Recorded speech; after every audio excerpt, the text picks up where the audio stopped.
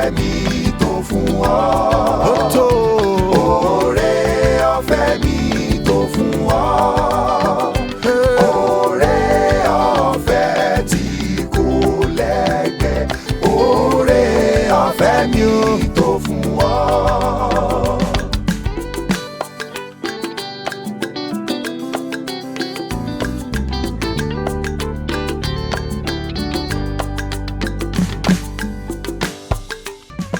Oore ọ̀fẹ́ mi tó fún ọ.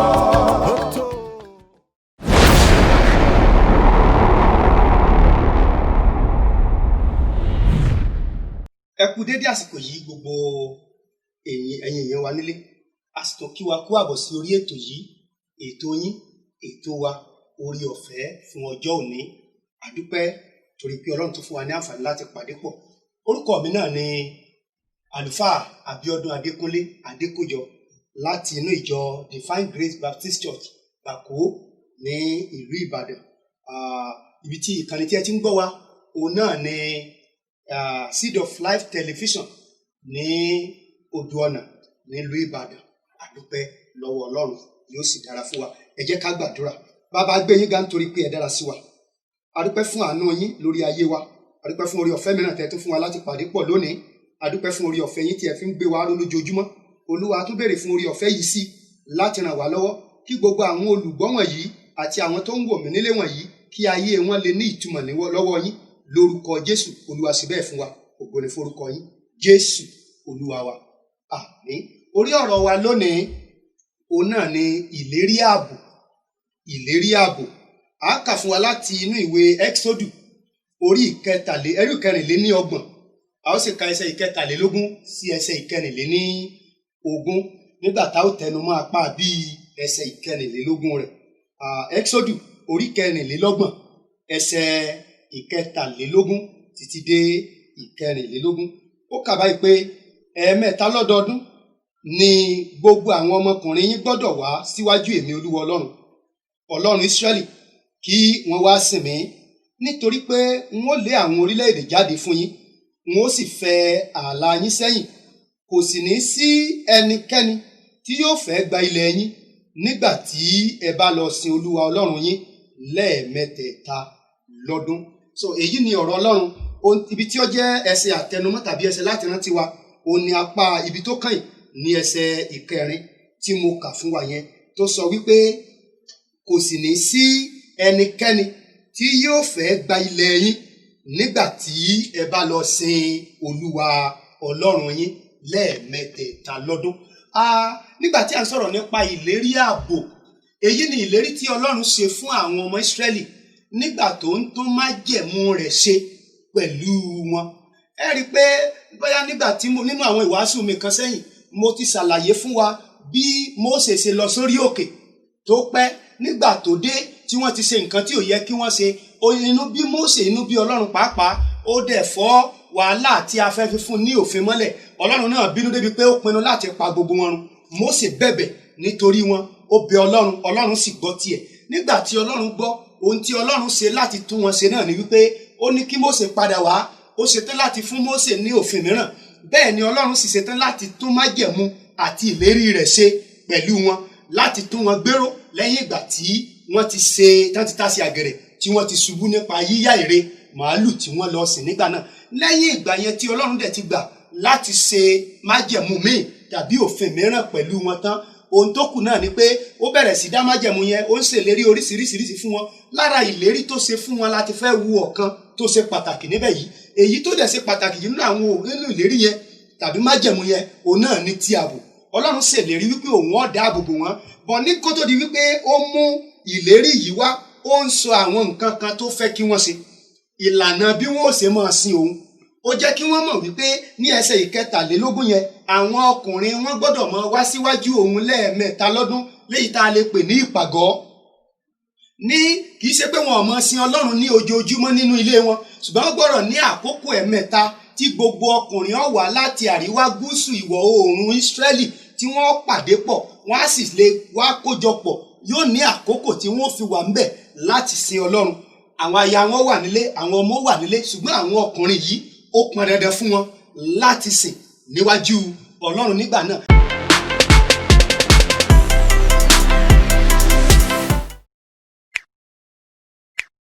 Náà Ọlọ́run wá ń sìn, ó wá ń rí àwọn nǹkan kan pé ó ṣeé ṣe nígbà tí ó bá ti sí àwọn ọkùnrin wọn yìí nílé mọ́ ní àkókò tí wọ́n bá fi ń sin òun lẹ́ẹ̀mẹ́tẹ̀ẹ̀ta lọ́dún tó fi wá síwájú òun, ó ṣeé ṣe kí àwọn agbẹ̀yìn bẹbọ jẹ́ àwọn ìka ènìyàn, àwọn ọ̀tá wọn tàbí àwọn aṣebi kí wọ́n wá fi ogun ẹ̀yìn jà wọ́n. Nígbà wọn bá ti mọ̀ pé àwọn ọkùnrin ò sí nílé, wọ́n lè wá kó àwọn aya wọn lọ, wọ́n lè ṣe àwọn aya wọn níṣekúṣe, wọ́n lè ba ayé àwọn ọmọ wọn jẹ́ tàbí kí wọ́n kó wọn lẹ́rù lọ, wọ́n sì lè wá gba ilẹ̀ wọn nítorí pé wọ́n mọ̀ pé àwọn ọkùnrin ò sí nílé, wọ́n wà níwájú Olúwa. Àkókò yẹn wọn ò sì ní láǹfààní láti padà láti sọ pé àwọn ń lọ ọjà even nígbà tí wọ́n bá gbọ́ wípé nǹkan kan ṣẹlẹ̀. Olúwa wá ń ṣe ìlérí kan tó ṣe pàtàkì tí mo sì fẹ́ ká kíyèsí láàrin yìí. Ó ń sọ wípé nígbà tẹ́ ẹ bá wá sìn níwájú mi lẹ́ẹ̀mẹ́tẹ̀ẹ̀ta, kò sí aburú kankan tí ó ṣe kíni tí ó ṣẹlẹ̀ sí yín. Ìyẹn túmọ̀ sí wípé bẹ́ẹ̀ yẹn bá ṣe kú òǹlé tí ẹ lọ sìn mí, èmi ò mọ̀ sin ẹ̀yin nílé nípa mímójútó ilé yín. Hallelujah. Náà ohun tí ọ̀rọ̀ yìí ń túmọ̀ sí náà ni wípé Ọlọ́run wa Ọlọ́run tó tó sìn ni. Tí a bá ti lè gbẹ́kẹ̀lé ní tòótọ́, tí a bá ti ń sìn ní tòótọ́, ó dájú wípé àwọn aburú lè máa rọ̀ dẹ̀dẹ̀ yí wa ká, ṣùgbọ́n kò ní bá wa nítorí pé Ọlọ́run yìí òun là ń sìn. Bàbá kan ló máa ń kọrin nígbà tá a wà ní kékèké tí a bá ń ṣe àdúrà káàkiri tí a ń pè ní àdúrà aláyíká nígbà náà. Bàbá yẹn á ní àjáde nílé ojú ò tẹ́yìn mọ́ o, bàbá bá wa tilẹ̀kùn kì í kú mọ́ wọlé. Èyí ni ọ̀rọ̀ tó bá ohun tí Ọlọ́run ń sọ fún wọn yìí mu. Ẹ̀yin ọkùnrin ẹ jáde lọ, ẹ lọ sìn mí, ẹ péjọ níwájú mi. Ní gbogbo ìgbà tí ẹ bá fi wá wà níwájú mi, ẹ̀yin ẹ mọ́ bẹ̀rù lé yín. Èmi ti tilẹ̀kùn lé, ikú ò lè wọlé yín, wàhálà ìdààmú ò lè wọlé yín. Èyí ni ààbò Ọlọ́run. Kí leléyìí ń túmọ̀ sí fún wa? Òun náà ni wípé bí àwa náà bá ti fayé wa fún Olúwa, tí a gbà lólúwa àtolùgbàlà, tí a ń sìn ní tòótọ́, àti ìwọlé àti ìjáde wa ẹnìkan tó ní lọ́wọ́ òun náà ni Olúwa. Ó sì ní agbára láti dáàbò bò wá. Orílẹ̀-èdè lè rí bó ṣe rí lónìí, orílẹ̀-èdè ìlú lè dà bó ṣe dà lónìí tí ò sáàbò níbì kankan, tí ò sí ibi tá a ti lè fọkànbalẹ̀ níbì kankan. Ṣùgbọ́n tá a bá ti wà nínú Jésù, ìfọkànbalẹ̀ ń bẹ nítorí pé fúnra rẹ̀ ló ń ṣèlérí pé bẹ́ẹ̀ bá ti ń sìn mí, èmi náà ṣetán. Orí ọ̀fẹ́ t'Olúwa rán mi sí ọ lónìí tó ní kí n fi fún ọ náà ni wípé ààbò òun ń bẹ pẹ̀lú rẹ. Bọ́ ọ bá ń rìnrìn àjò, ààbò rẹ̀ ń bẹ pẹ̀lú rẹ. Nígbà tó wà nínú ilé, ààbò rẹ̀ ń bẹ pẹ̀lú rẹ. Ní gbogbo ọjọ́ lọ́mọ rí ààbò Olúwa gbà.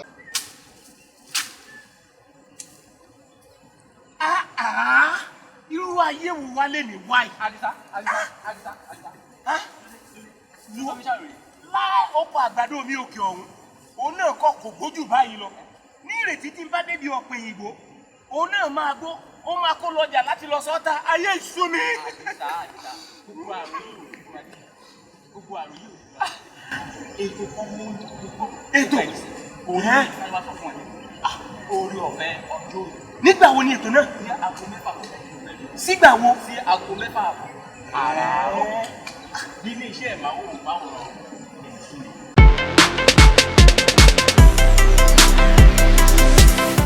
A wá gbọ́dọ̀ kíyèsí kí ni àwọn nǹkan tá a ṣe láti rírú ààbò yìí gbà.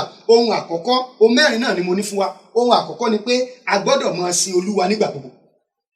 Ẹsẹ̀ 17 yẹn ó ní ẹ̀ẹ̀mẹ́ta lọ́dọọdún ni gbogbo àwọn ọmọkùnrin yín gbọ́dọ̀ wá síwájú èmi Olúwa láti wá sìn mí. Náà ìyẹn túmọ̀ sí wípé kì í ṣe pé wọn ò tí ì máa sìn gbogbo ìgbà. Gbogbo ìgbà la gbọ́dọ̀ rí pé ọkàn wa yálà a péjọ nínú ilé Ọlọ́run, yálà wà nínú ilé wa, yálà wà ń bí iṣẹ́ wa, ọkàn wa gbọ́dọ̀ jẹ́ èyí tó ń sin Ọlọ́run. Nígbà tá a bá ń ṣe bẹ́ẹ̀, ìwọ fìyókù lẹ̀, ààbò Ọlọ́run ó dájú lórí rẹ. Ohun kan kejì ni pé a gbọ́dọ̀ tẹ̀lé ìlànà tàbí àṣẹ rẹ̀. Ó fún wọn nílànà, bẹ́ẹ̀ ṣe ni, bẹ́ẹ̀ tẹ́ fi wá síwájú mi. Tí ẹ bá ti pa ìlànà yìí dà, ẹ̀yin mọ́ wọ̀rí ń pa alẹ́ yín, ẹ̀yin sáfèsì mi. Nígbà táwa bá ti kọjú sí Ọlọ́run, ẹ gbọ́, Ọlọ́run kọjú sí ilé wa.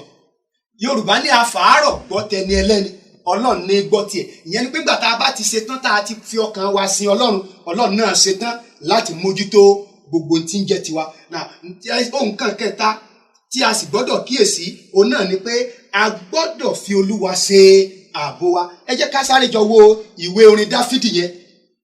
Orin Dáfídì orí 17. Ó sọ nǹkan kan nípa tí mo sọ lákọ̀ọ́kọ́ àti ìkẹta yìí. Àkọ́kọ́ sọ pé a gbọ́dọ̀ máa sin Ọlọ́run nígbà gbogbo. Tí ẹ bá dẹ̀ wo ẹsẹ̀ 5, orin Dáfídì orí 27 yìí ó ní nítorí pé nígbà tí ìpọ́njú bá dé yóò fi mí pamọ́ sínú àgọ́ rẹ̀, lábẹ́ ààbò nínú àgọ́ rẹ̀ ni yóò fi mí pamọ́ sí. Ìyẹn túmọ̀ sí wípé nígbà tèmi ń sìn, nígbà tí mo fi ọkàn mi tán, nígbà tí mo ti fi Olúwa ṣe ààbò mi, nígbà tí wàhálà àbí ìdààmú bá fẹ́ dé bá mi, yóò gbé mi pamọ́ nínú ààbò rẹ̀. Yorùbá ní atakóró wọnú àdó, wọn ò ní kò lè mú ọmọ rẹ̀ wọ́, kì í ṣe nínú Jésù. Béèyàn bá ní Jésù, àtiwọ́ àtilé àtàrà rẹ̀ gbogbo yín ni yóò gbé pamọ́, nítorí pé àpáta ni a gbé yín pamọ́ sínú rẹ̀, a wà ní abẹ́ òjìji rẹ̀. So nígbà tí wàhálà bá dé, nígbà tí ìpọ́njú tàbí wàhálà bá dé, yóò gbé mi pamọ́ lábẹ́ ààbò rẹ̀ nínú àgọ́ rẹ̀. Àgọ́ yẹn túmọ̀ sí wípé èmi ń wà nínú àgọ́, mò ń sìn, òun sì gbé mi pamọ́ sínú rẹ̀. Àti a bá sì wo ẹsẹ̀ ìkíní, nígbà tí mò ń sọ wípé a gbọ́dọ̀ fi Olúwa ṣe ààbò wa, ẹsẹ̀ ìkíní orin Dáfídì yẹn sọ pé Olúwa ni ìmọ́lẹ̀ àti ìgbàlà mi, ta ni wọ́n bẹ̀rù? Olúwa ni ààbò ẹ̀mí mi, ẹ̀rù ta ni yóò bà mí? Ẹni tó ń sọ̀rọ̀ yìí sọ wípé n ò lẹ́lòmíì tó jẹ́ ààbò mi ju ta ni lọ, Olúwa lọ. Nígbà tí ìwọ náà bá ti fi Olúwa ṣe ààbò ẹ̀mí rẹ, ó dájú pé kò sí ẹ̀rù kankan tó gbọ́dọ̀ bà. Ó ń bọ̀ lókè, ó ń bọ̀ nílẹ̀, kò gbọ́dọ̀ sí nǹkan kan èyí tí yóò dẹ́rù bà ọ́ mọ́.